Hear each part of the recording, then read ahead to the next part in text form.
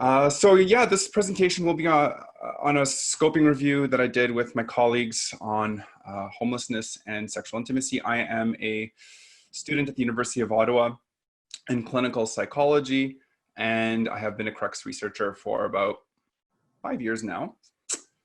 And I always did enjoy these CRUX colloquiums. I think my favorite part was the fact that they always had these really good sandwiches, and unfortunately, we don't have those sandwiches this time, but maybe sometime in the near future, Peter can make sure we get those good sandwiches again. For sure.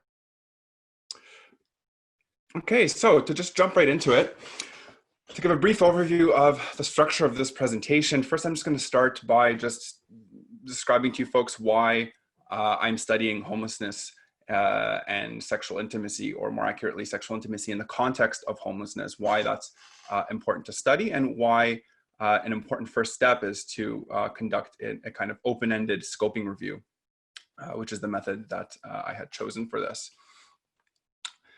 And I also structured the results according to basically two steps or phases. First, where we had a broad overview of the literature and we just characterized what are the broad characteristics of the literature. And then we synthesized some of the key studies, the findings from some of the key studies. And then I will discuss and contextualize some of these findings. And after I conclude, I will be happy to take any questions, and hopefully we'll have a little bit of a discussion at the end. So homelessness is a pervasive global problem, and it's one that can be fairly difficult to define, and definitions can vary a little bit from one jurisdiction to the next. But generally speaking, if we take the United Nations definition, they differentiate between primary homelessness, which is living without a shelter, sometimes referred to as literal homelessness.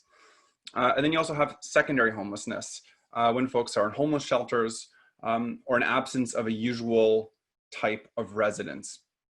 The Canadian and American definitions slightly expand that definition to include folks who are unstably housed. There are certain folks who live in very poor, often intolerable living conditions, and they might experience what we sometimes call episodic homelessness, which means they kind of jump from housed in these poor conditions to homeless. And those the Canadian American definitions to try to encompass those folks as well, who are at great risk of homelessness and sometimes do end up homeless fairly frequently.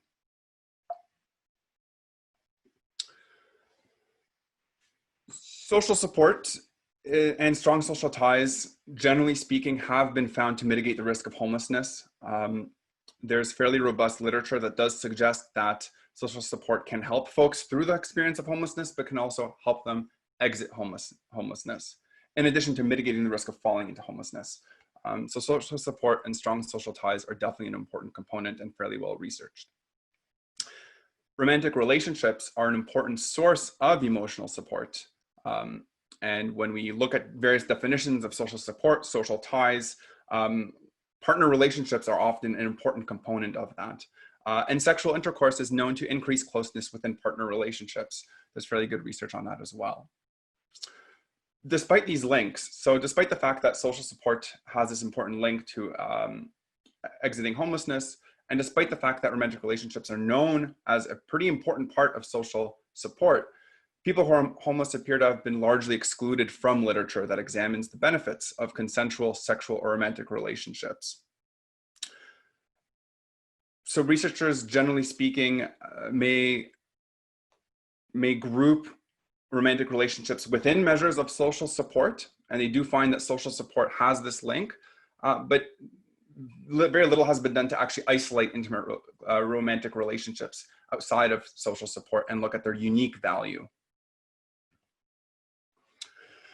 I'd like to introduce the concept of sexual citizenship, and I will come back to this later on, but just so you folks have this in the back of your minds, traditionally sexual or reproductive citizenship has been applied to understand the marginalization of lesbian, gay, and bisexual folks whose citizenship has traditionally been limited and constrained, and same with their societal participation, legally and socially. And so what I mean by that is same-sex sexual intercourse was considered an offense for a while, until homosexuality was decriminalized. And so we have that kind of legal constraint on participation.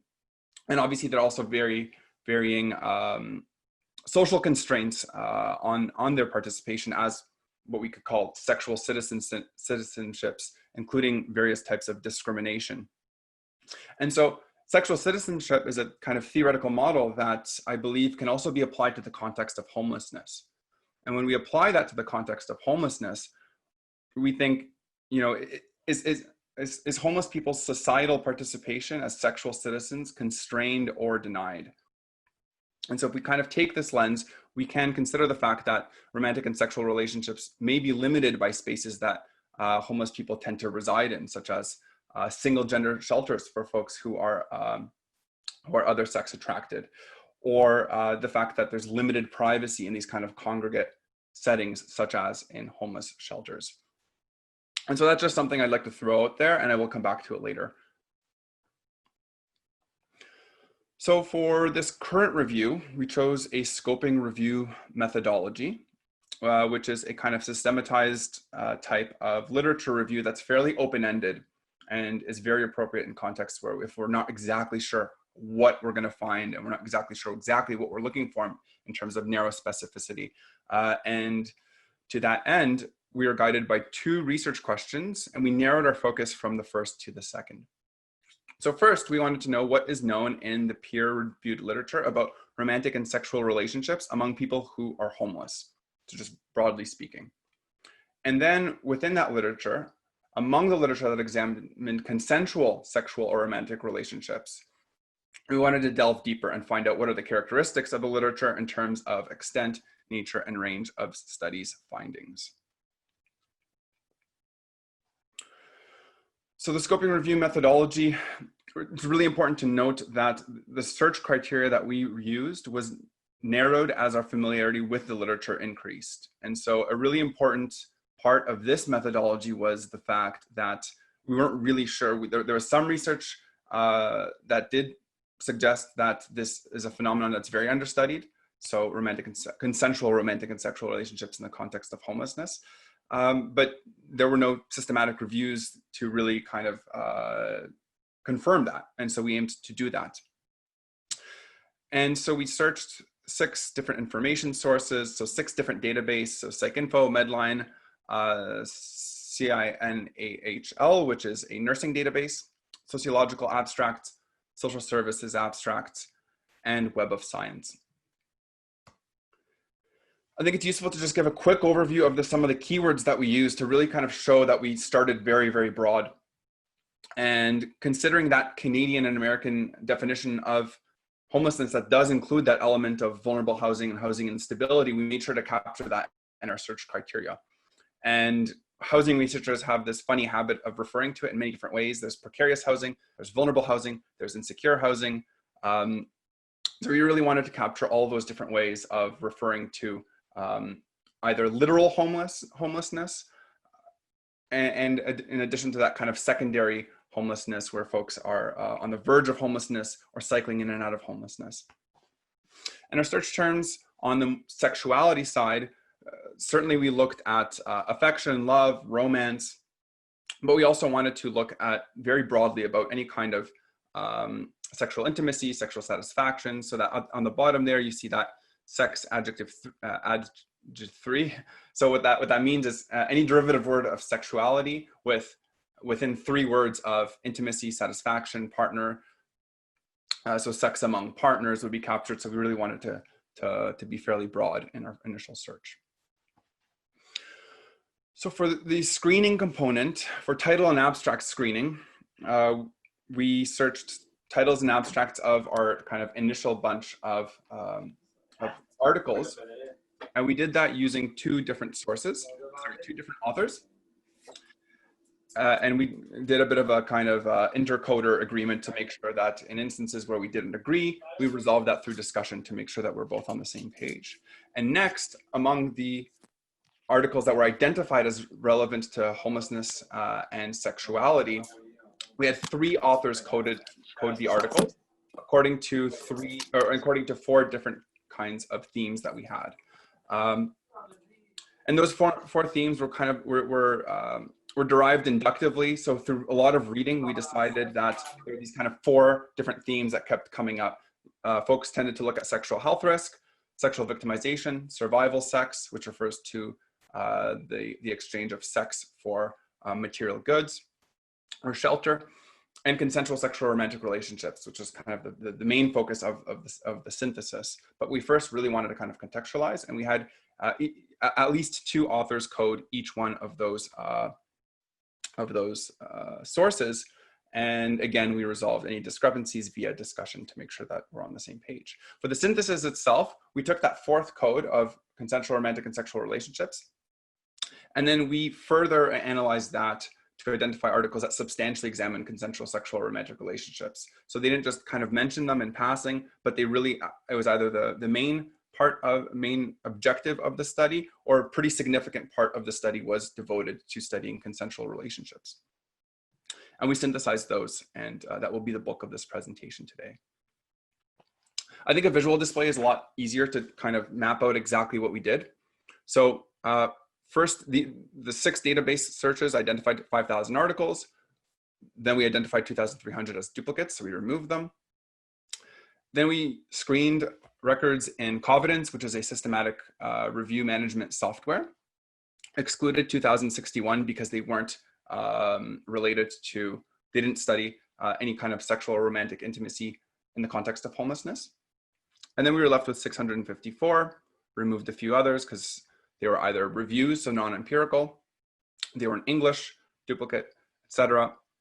And then this is where we kind of did the coding. So of 627 articles, we found that the majority of them focused on sexual health risk, 107 on survival sex, 61 on sexual victimization, so any kind of sexual assault, non-consensual sex, and 50 focused on consensual sexual or romantic relationships. And then of those 50, we found that 12 actually substantially focused. And again, that was a process of a lot of discussion, and we really looked at those articles in detail to deem whether it was a fairly substantial section that they devoted to actually examine intimate relationships rather than simply reporting on them.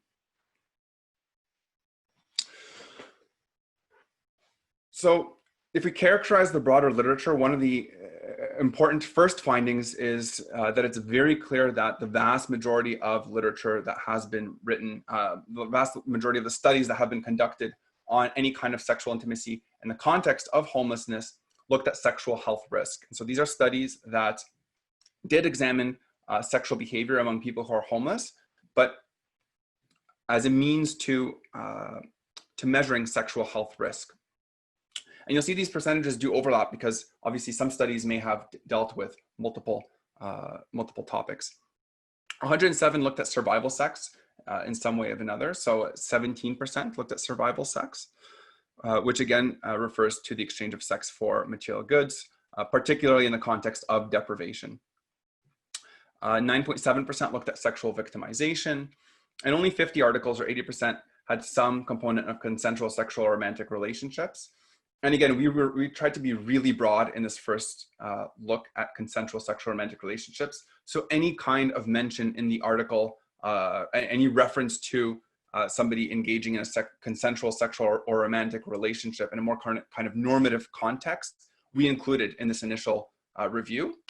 And consistent with our kind of evolving narrowing methodology of the scoping review, we reviewed those 50 to see which actually substantially focused, which actually examined relationships and not just kind of mentioned them in passing. And that was the big distinction. And then we narrowed it down to 12. So only 1.9% of the articles that had anything to do with sexual or romantic relationships among people who are homeless had a substantial focus on consensual sexual or romantic relationships.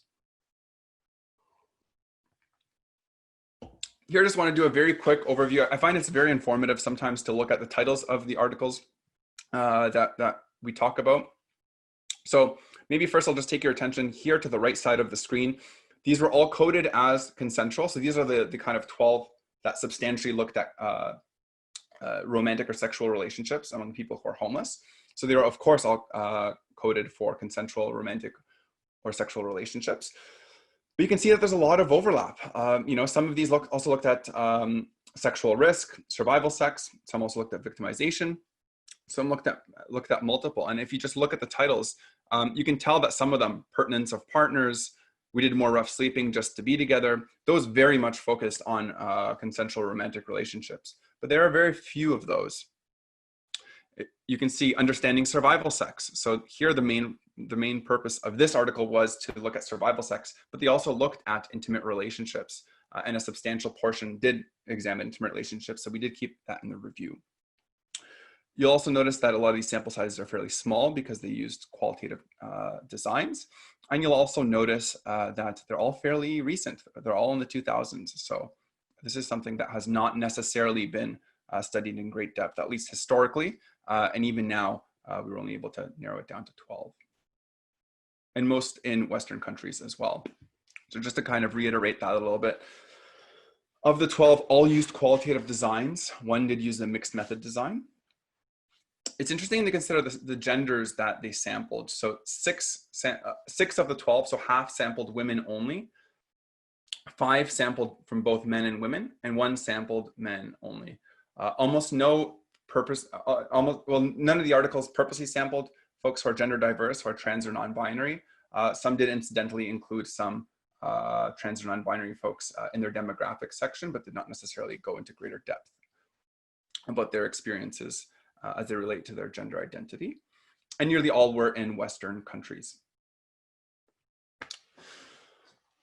So to get to the synthesis portion, we found that love was one theme that came up a lot. And when we synthesized these, we really kind of looked at the qualitative themes because these all ended up being qualitative studies. And so love was very prominent. Half of the articles actually specifically identified love as something that emerged from their data. Some even described it as more of a kind of dominating perspective. So when people are asked about their relationships, they mentioned love very frequently. And that's something that's very important. And in some instances, it's really interesting how some participants just brought it up on their own accord. And so what that means is the researchers weren't necessarily looking for that. Maybe they were talking to people about survival sex, and then they were talking about, oh, and tell me about some relationships that you have. And then they would kind of bring up a love relationship that they've engaged in. And it's important to also consider that a lot of this research is really based on what the researchers are actually looking for and the questions that they choose to ask. But despite the fact that it might not have been something that they ask about in the first place, many participants did bring it up on their own accord. I think this is a really good example.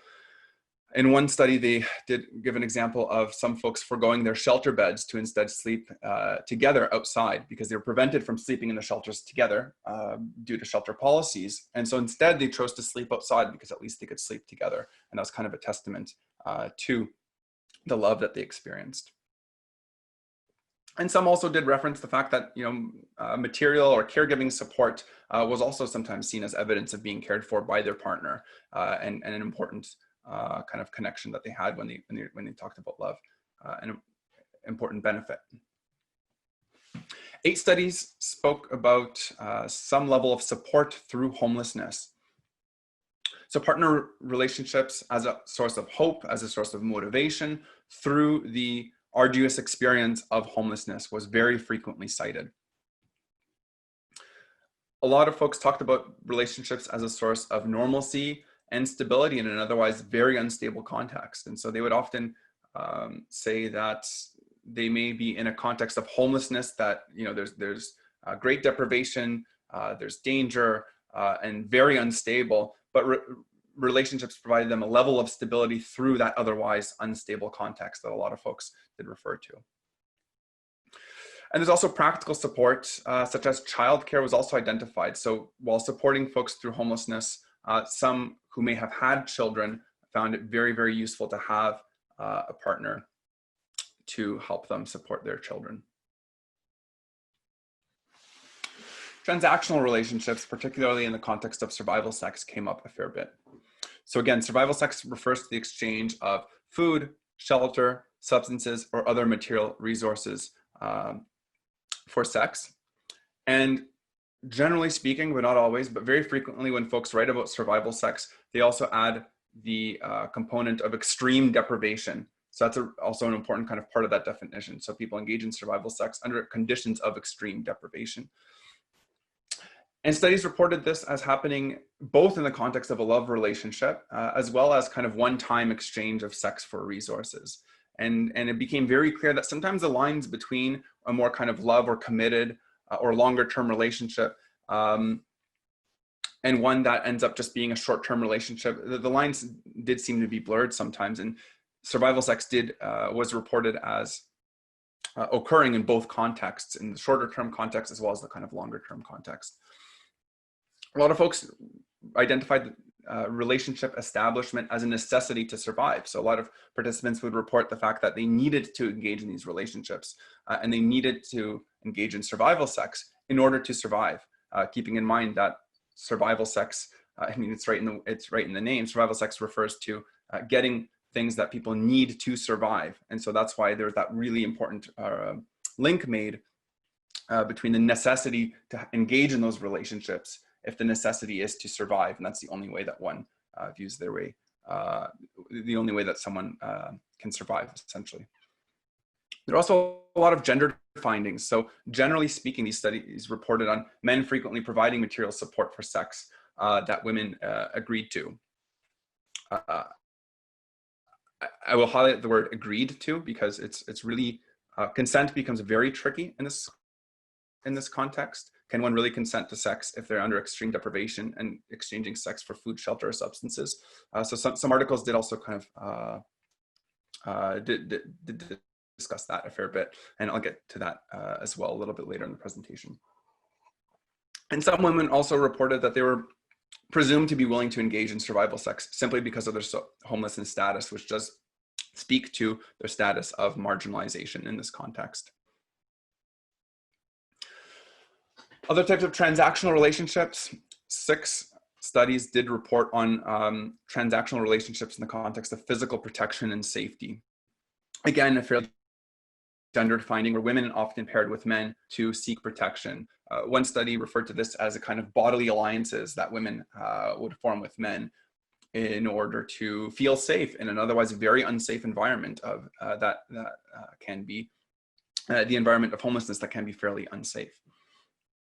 So a lot of folks viewed street life as very threatening, as very insecure, and such partnerships, again, seemed necessary to folks to establish safety. There's also sex work. So sex work came up in 4 different studies in a context of survival where, again, mostly women engage in sex trade work to meet their financial needs. A lot of women reported that this is, that they felt sex work was stigmatizing, but again, something that they viewed as necessary. And there were also distinctions made between sex work and survival sex, which at times was unclear. A lot of literature on survival sex does differentiate between sex work and survival sex, given that sex work is often viewed as more of a profession, whereas survival sex is viewed as something that's necessary for survival. But when sex work becomes necessary for survival, the lines do become very blurred. 5 studies reported on barriers to relationships. And one of the really important kind of structural level barriers were shelter rules and shelter environments. So rules and policies, many identified as an obstacle to engaging as well as maintaining partner relationships. So not only a barrier to starting relationships, but also to kind of keeping relationships. So relationship dissolution was something that a lot of people experienced. And such challenges included not being able to sleep beside one's partner, no visitor policies, just in general, whether it's during the night or during the day, and single sex shelters for those who are heterosexual. And some also cited gender imbalances where there may have been some shelters that are mixed shelters, but men, for example, might outnumber women. And again, in a heterosexual context, that means that it becomes a lot harder for those folks to find partners. Some other barriers included stigma or low social status associated with homelessness. So that, for many people, reported a link between that and lower self-esteem and lower self-confidence to go and seek a partner relationship. Also, the status as street involved was viewed as unattractive and stigmatizing. So a lot of folks viewed it difficult to engage in partner relationships, particularly with people who are not homeless, given that they viewed their street involved status as unattractive and stigmatizing.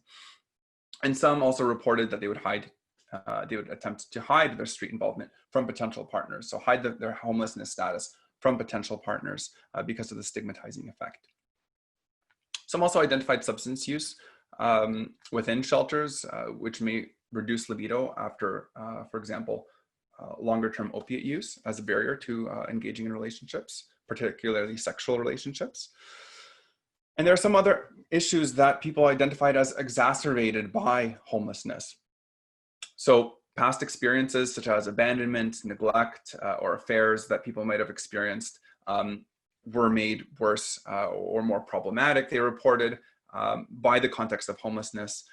Incompatibilities in goals versus values, again, people just said made worse by the constant pressures associated with homelessness. And infidelity also came up a few times. 4 articles did mention casual sex, pleasure, and desire as something that their participants identified as important. Sex, physical attraction, and pleasure are identified frequently as important for engaging in especially casual sexual relationships, shorter term sexual relationships, or non-monogamous sexual relationships. These casual type of short-term relationships may have been with a new partner who maybe later became a long-term partner, or simply a brief relationship. And when studies reported on the purposes that they served, they included romantic or emotional attachment, sexual activity without emotional attachment, so again, just for pleasure, or reasons that were described as purely economic, which again kind of suggests the overlap between the other forms and the kind of transactional nature, sometimes by necessity in this context.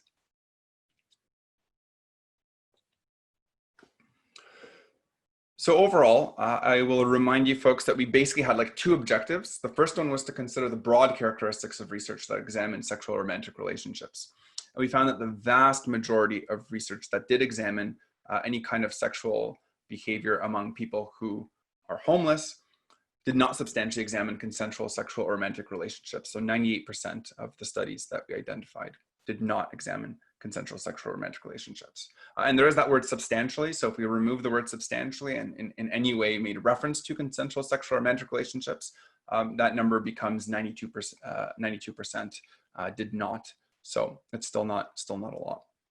Considering the 12 articles that did substantially examine these relationships, they often identified some challenges common to the general population, but often made worse by the experience of homelessness, and some certain unique structural or individual level challenges, such as shelter policies, the spaces people live in, the stigma that they experience, as barriers to developing, engaging, and maintaining partner relationships.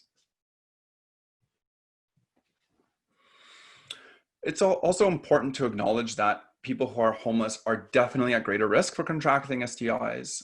They do experience victimization at much higher rates than the general population, and they engage in high-risk sexual behaviors such as survival sex, and this definitely merits examination. So I do make that acknowledgement. It's important to acknowledge. However, I also would argue that equally important is also to acknowledge that people who are homeless do have needs for closeness and healthy sexual or romantic relationships. And that's definitely something that researchers should also study. So again, I come back to the concept of sexual citizenship. So just taking citizenship more broadly, there's civil, political, and social citizenship rights of people who are homeless have historically been infringed upon or denied. And there's some fairly robust literature that does suggest that that is the case. And can go into the many ways that their citizenship rights are infringed upon or denied. But I would like to add sexual citizenship as more of a kind of human rights-based framework to contextualize these findings and suggest that as citizenship is a set of legal, social, political processes, sexual or romantic processes should also be considered in there. And barriers to potential relationships limit people's societal participation, given that sexual citizenship could be considered within this frame of citizenship.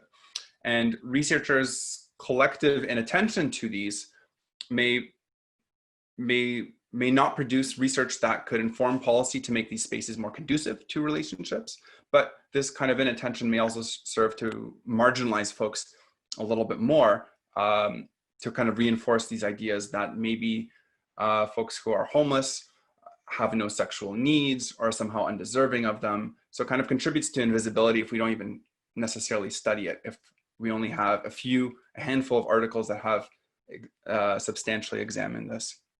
And that's why it's really important to study. I'd also like to touch on relationships among people who are homeless and belong to the LGBTQ community: lesbian, gay, bisexual, trans, queer. When I reviewed these articles, LGBTQ status was generally relegated to sections of the articles that reported on demographic characteristics. And so what I mean by that is they didn't necessarily examine the unique challenges that folks who belong to the LGBTQ community might experience when engaging in relationships. And it's important to note that LGBTQ folks are overrepresented in the homeless population. Some estimates suggest that 9 to 30% of the overall homeless population, the overall adult homeless population, may belong to the LGBTQ community, and that's a vast overrepresentation. And it's also important to note that gender segregating shelter policies have been under increased scrutiny, but that's because of their impact on trans and gender diverse communities, and that's absolutely important to study. But few studies have actually examined gender segregating policies in terms of their impact on partner relationships. When I say partner relationships, I really mean any type of romantic or sexual relationships in the context of consensual relationships. I'd also like to highlight the complexities of sexual consent associated with, that are highlighted by a lot of these findings. So the line between consensual and non-consensual relationships is not always clear, especially in the context of extreme deprivation. And I think that survival sex really highlights that kind of complexity. I made a little bit of a visual depiction where on one end, we have no sexual consent, and that's the kind of sexual victimization, the kind of sexual assault that people experience that a lot of studies have looked at. And on the other hand, there's consensual intimate relationships of whose results we synthesized for this study. And survival sex does find itself somewhere in between. And some articles did find that some people might engage in survival sex even in the context of otherwise consensual relationships. And it really kind of makes one wonder about the parameters of consent in this context. There's a fair bit of research that has been done on complexities of consent that has considered, what if sex is not wanted but consented to. And I think this is also that kind of framework and that kind of research is really applicable here, but I think the concept of survival sex really drives that point home. And women may enter partner relationships out of necessity to ensure their safety while homeless. And that further complicates, I think, the notion of consent. Because when people engage in a partner relationship in the context of the necessity of protection, is the protection a kind of byproduct or a secondary effect of engaging in an otherwise consensual relationship? Sometimes, I'm sure, yes. There may also be other times where the person would not have otherwise engaged in that relationship if it weren't for the protective value that is necessary, that they view as necessary to survive. And it's really important to consider the complexities of sexual consent in this context. So, in conclusion, this scoping review definitely did identify that sexual and romantic relationships are definitely understudied, or at least understudied compared to the more kind of risk-based research that has been done. So it appears that researchers instead tend to study risk and negative aspects of sex, which again, I acknowledge are really important to study. And people who are homeless tend to be very marginalized and tend to experience very high rates of sexually transmitted infections, of victimization. But at the same time, one wonders if more than 1.8% of the literature should be devoted to the possible benefits of intimate relationships, which may also have certain policy implications, because if intimate relationships are an important part of social support, which we know is very, very important when it comes to mitigating the risk of homelessness or exiting homelessness, then perhaps intimate relationships can also have an important effect on a positive effect on homelessness. And we've also identified that people who are homeless experience both structural and individual level barriers to sexual or romantic relationships, making it difficult for them to engage in sexual or romantic relationships while homeless. Most notably, the kind of unsafe environments, entering relationships by necessity for various reasons, and various shelter rules.